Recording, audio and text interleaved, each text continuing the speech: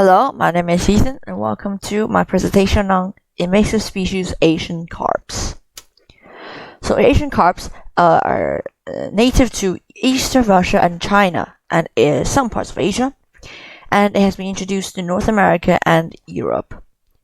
It's a sea animal, and in its adult life, it's usually 40 to 80 centimeters, depending on its species. There are different species of Asian carps, of course.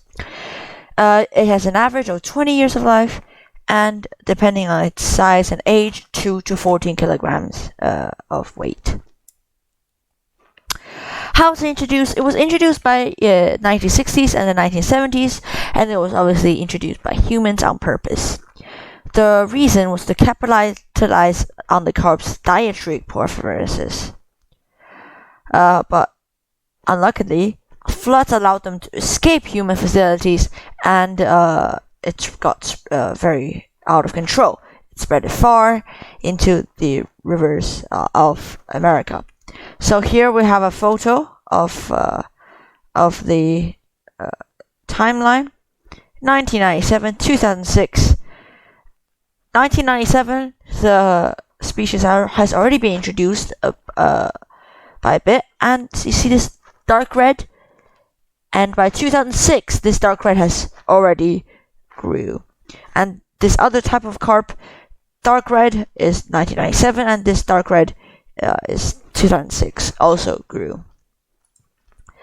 Well, why is it invasive? Because, first of all, it can produce 1 million eggs. That's a lot. Per carp can produce 1 million eggs. And also, it has a maximum consumption of 40% of his body weight per day. Oh, so that it really disturbs the food chain. And that which means it's growing faster than any other species. And it disturbs the area and the native species, and also plants. So in this photo, we have how much eggs it can produce. So eggs, female, 1,500,000 eggs can be produced. 2 years old, well, and when you grow older, you can produce less. But this is how much you can produce as an Asian carp. You add them all together, the babies you produce is just too many. Next one, environmental impact on the invasive species. So why is it bad for the environment? First of all, it consumes a lot, as we said before. That means the phytoplankton and zooplankton numbers go down, as it is the carp's main source of energy.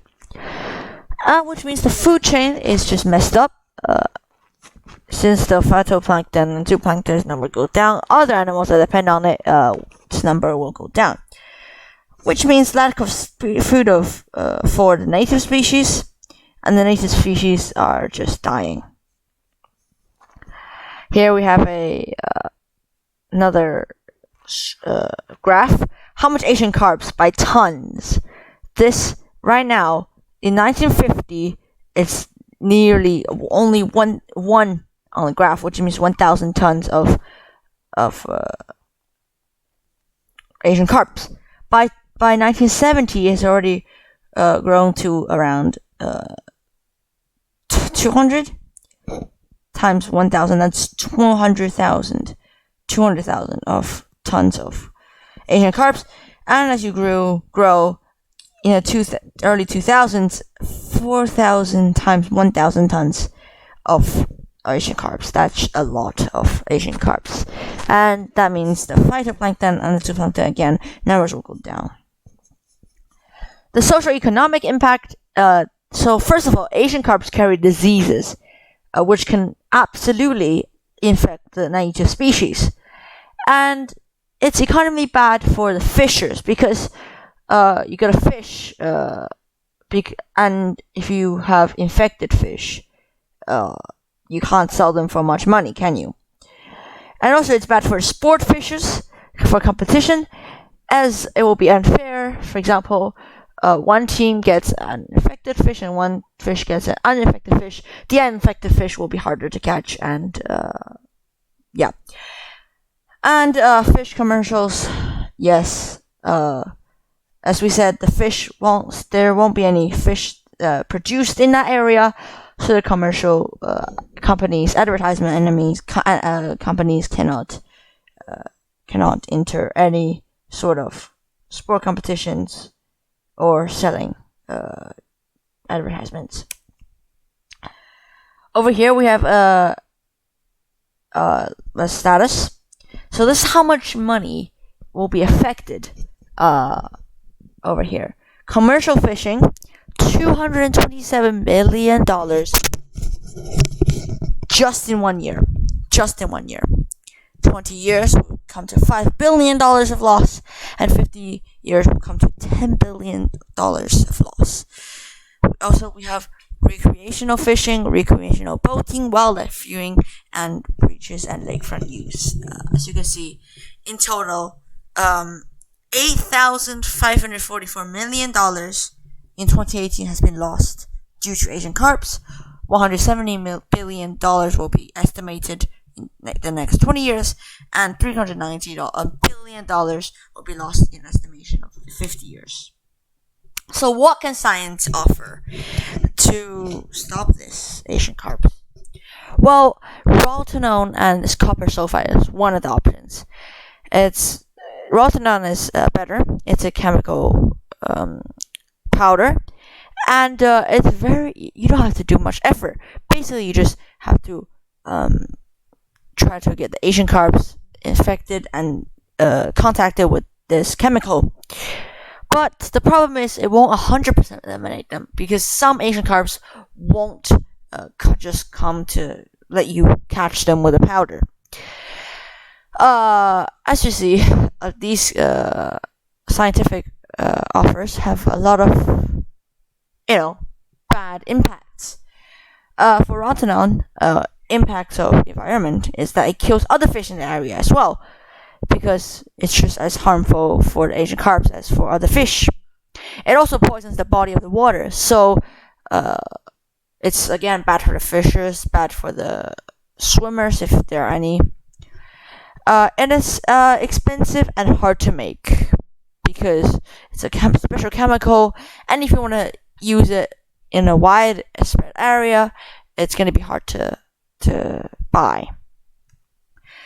Another option is natural carp pheromones. It draws Asian carps to a certain area, and it kills or captures them.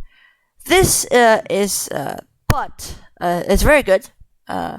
It can eliminate most of them, but it damages the body of water, as does rotenone. So not many people use it. But rotenone, not many people use it either because it's very expensive. It's expensive to get and make. Now we have the most popular version of how to eliminate and reduce the impact of Asian carps. Is creating bubbles in the water by using a machine or anything. It will create noises. That means it drives carps away from the area. The problem with this, though, is only temporarily. If you want to keep the Asian carps away from this area, you have to keep making bubbles, and that's a lot of effort. It will disturb other animals in the area, of course. Native species will also evacuate.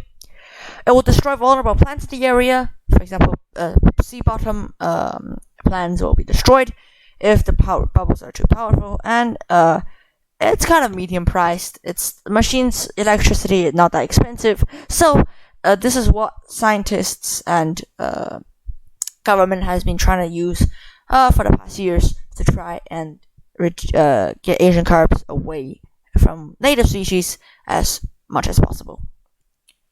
So, conclusion. Invasive species are of course bad because they take away native species' homes and food and source of energy. They harm native species and environments, and in this case, Asian carps outnumber the native species as they demand a high amount of energy to survive. They create an unbalanced food chain, of course, and the main impacts are they are bad for the fishers economically, and bad for the water of the body of water, and that's environmentally. And there's not a perfect way to stop the spread so far, but people are working on the creating bubbles solution, and other people are also using natural carp pheromones, which is working in some areas only. And this is my works cited.